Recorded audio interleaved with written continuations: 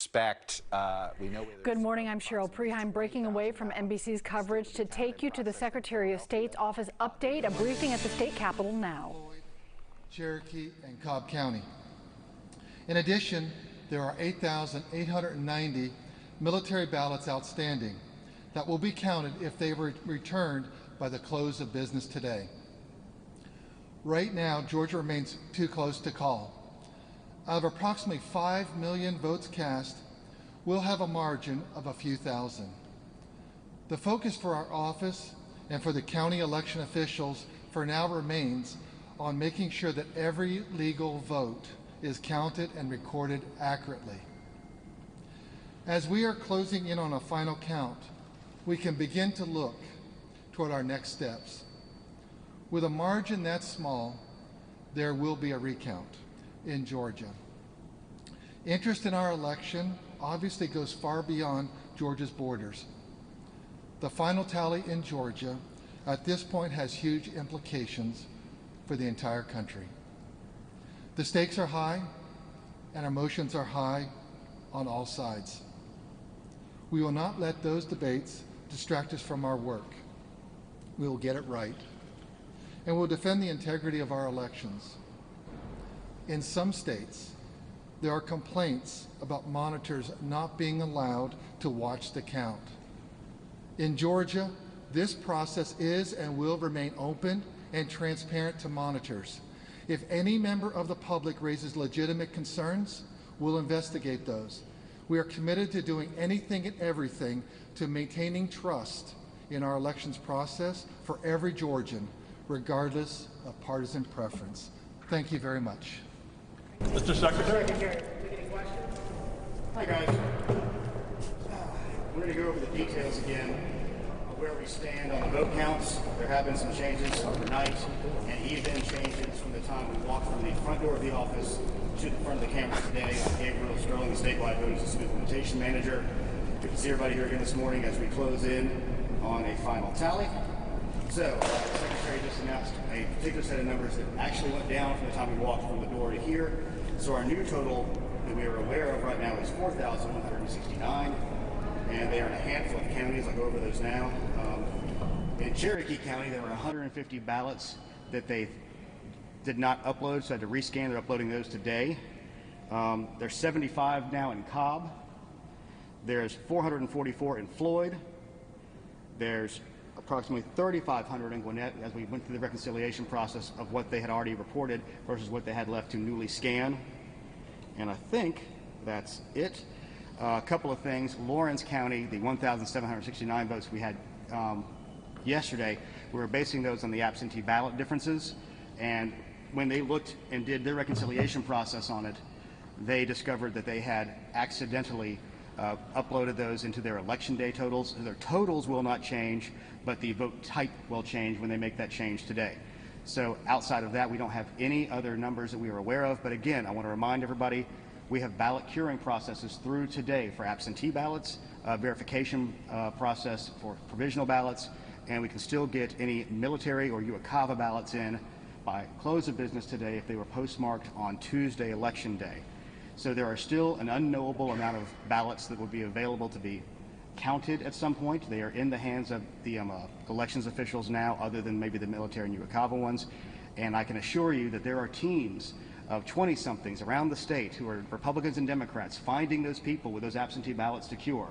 And they're going through that process in county by county, in ones and twos.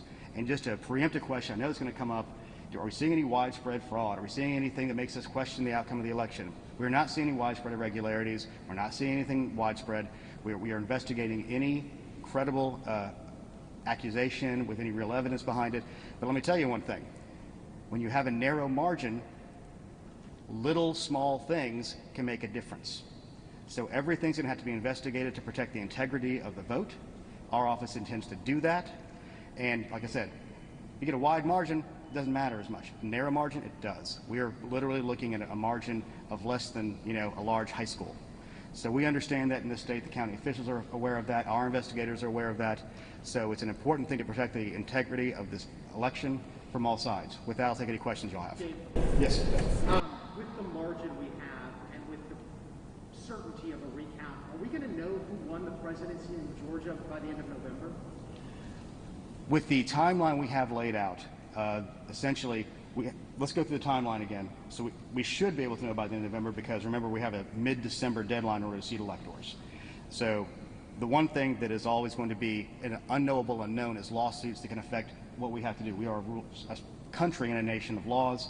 So if a judge tells us to do something a certain way, we're going to have to do that, let the legal process work its way out. But given the laws we have now and the situation and posture that we are in today is the last day to cure all those absentee ballots, get the military and overseas in, and then verify the provisionals. So that gets you your outer bound of these. Then you have the situation where the counties need to certify their election. So they take that, they give us a bunch of paperwork, they do the reconciliations, they make sure they have everything right. And trust me, these people work very hard at it. Again, they are all very tired, but we're going to work with them very diligently to get that in as fast as we can. Because state certification can come only after we do our risk limiting audit. And that is going to be the first time the state's doing it. It was part of HB 316, Secretary Raffensperger's election reform law. So that happens. And then we're going to have the state certification. Now, the outward bound of that is November 20th. Our hope and intent, working with the counties, is to move that earlier. And at that point, whomever comes in second, whether it be President Trump or Vice President Biden, either one of them, who's ever in second place, can request that recount if it's within 0.5%. Would you do a recount until after the audit and after the certification? With most interpretations of the law right now, you cannot do it. A recount cannot be requested until the election is certified. And that would take about 5 days? We have no way of knowing right now. We've never done a statewide recount with a brand new system, so we are hoping that it would be a week, but we have no way of actually knowing that at this point. Campaign. From people outside Georgia especially, but also in Georgia, that the vote count is secure and accurate, that chain of custody is preserved, that poll workers are doing their job properly. What can you say about how poll workers and election officials and election directors are doing to make sure that everything is fair and accurate? We have 159 election directors, thousands of poll workers, election workers, hundreds of volunteers on adjudication panels. They are all in there, as the Secretary noted. This is a public process. You can watch everything that's happening. They have paperwork, there's certifications, there's reconciliations, there's paperwork on top of paperwork in many cases, so we know how many ballots there are. One of the things we know from Wednesday night on, we knew the basic amount of ballots that were there. With the slight moving target of the military coming in, the absentee ballots being cured, and the potential provisionals, because those are all essentially unknowable at the end of the night on Tuesday. People ask the question, well, why can't you know exactly how many you have? Because it's impossible, because the law allows for these things to be done to protect the ballots of those who we really want to make sure get to vote.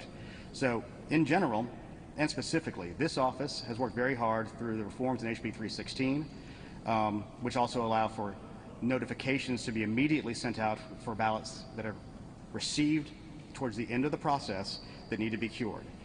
People talk about it's a 3-day cure process on this, and that's not the case. What it is, if you sent in your ballot early, you can have a month-long cure process if it comes in that way. That's why I was always encouraging people to do as early as they possibly could. But our office and the counties have many, many safeguards and many, many guardrails built up over many years to ensure the integrity of the vote. Yes, sir.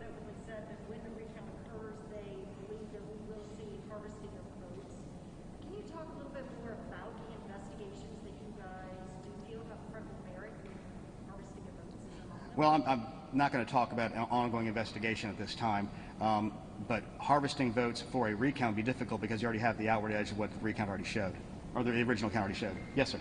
President Trump talked about Georgia yesterday when his announcement said election apparatus is run by Democrats. Talked about the water main issue. Can you clarify to people watching what exactly you refer to that, or if there's any validity? I'm not going to try to get into the president's actual mindset on that, because there are Republicans who are involved, there are Democrats involved at different levels. It's sort of a shared service delivery model. There are Republican election directors, there are Democrat election directors. Obviously, the Secretary Raffensperger is a Republican. I'm a Republican.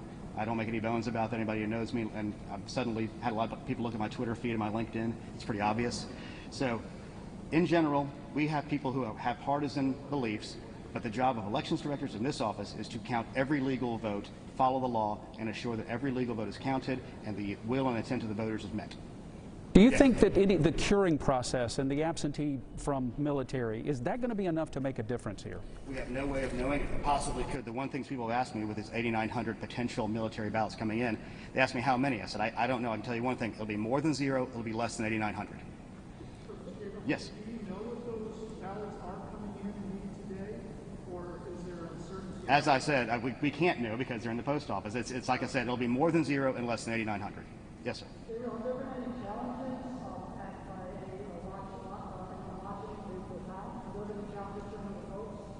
I'm not aware of any at this time. Yes.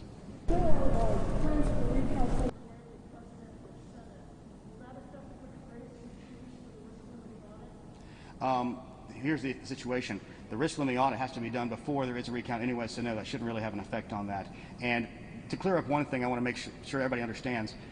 The law in Georgia is that the candidates must be within 0.5% of each other in order to have a recount. So I'm hearing speculation potentially about a recount in the United States Senate race involving Mr. Ossoff and Senator Perdue. That margin is so wide with the amount of available ballots out right now, there's no way the two of them could probably get to the 0.5 point each. I mean, potentially they could, but it's very unlikely. So it would probably only be for president. Yeah, Emil. What is the physical recount? What would that look like? Is that scanning all the ballots through the machines again? You're going to let me get into my fun geek time now to go over the SEB rules that we outlined when we passed this law. This is the way it's going to work. As I mentioned to y'all yesterday, the Secretary directed that we procure in the original procurement the high-speed ICCs, which are the high-capacity, high-speed scanners that will be used at the central offices for this recount. Now, how we're going to do that is we're going to take a deck of ballots.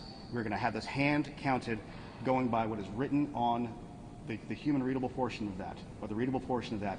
We'll tally those, and we'll get a count, write it down. We will then run those through the scanners, and they ought to match. And once we validate that that scanner is scanning properly, we will then be scanning every single ballot again on the central scanners. Like I said, we're making estimates of time. We don't know. Like I said, I'm hoping there's some time when our elections workers will get some sleep, because it's going to be a high-stress thing, because again, the eyes of the world are upon them. But that's the essential outline of how it works. There's other details of how you handle it, but that's the basics. I've heard from Yes. some voters about an issue where they showed up on Tuesday and they were told they had already been voted. Are you aware of that issue and what might have caused it? We are aware that there's a couple of places where we heard about it potentially happening. We don't know exactly why yet. It could be a simple thing as on the poll pad it searches first name, last name, and date of birth.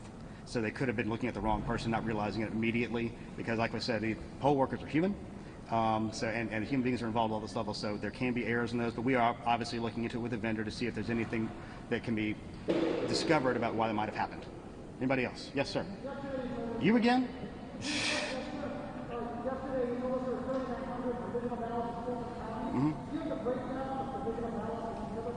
I do not right now. We're trying to get that, but again, we're trying to leave the elections officials and directors to their actual counts. Yes, sir. Real quick, I know you mentioned about 4,000 that are left pending from the provisional in the military. Realistically, from where we were yesterday to today, this could be done by midnight. Can you give us some level of timeline of when we could see that for everyone at home biting their fingernails? Well, here's the reality. I think the ballots talking about here today will probably be done today to tonight. But remember, close of business means their stuff's coming in at close of business. So we don't know the volume of those. We don't know where they're going to be. Somebody could have left, they could be exhausted and have to get the mail, after that. So there's no way of knowing exactly. I anticipate we should get closer to final on Saturday. People going through their damaged ballots, make sure they get reconciled properly and duplicated properly and scanned. So it'll be probably this weekend.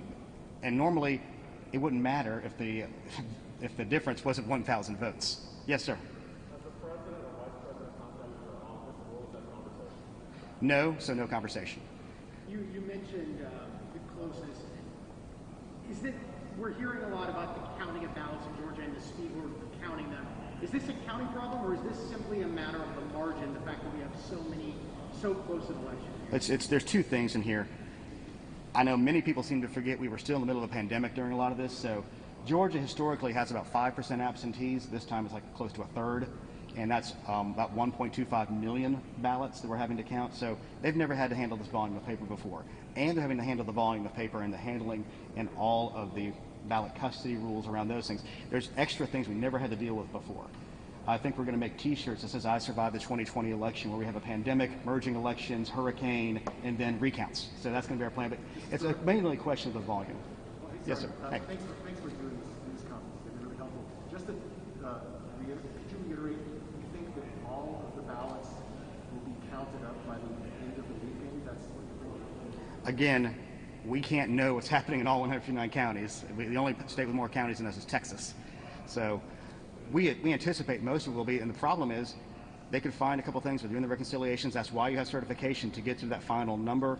And we're trying to get the counties to certify as fast as they can so we can move to our risk limiting audit, so then we can certify as fast as we can and move to what looks like a likely recount called by either one of the second place candidates. Is any county that is still counting requested more either equipment or technical assistance throughout this week? There was in Chatham County, they wanted to have one more adjudication server, and that was supplied. Yes.